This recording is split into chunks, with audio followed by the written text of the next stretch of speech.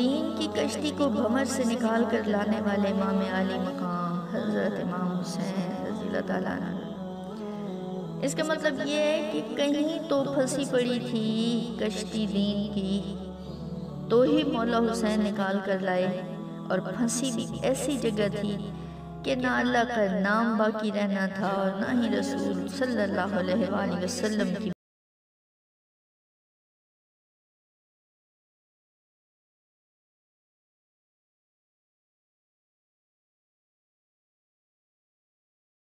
देते रहे और देते रहे। और कितनी बड़ी बात है कि बच्चे से लेकर बड़े तक दोस्त, बाप, भतीजे, भांजे, बेटे, रिश्तेदार, खादिम, तमाम रुफ़क़ा एक एक करके देते रहे।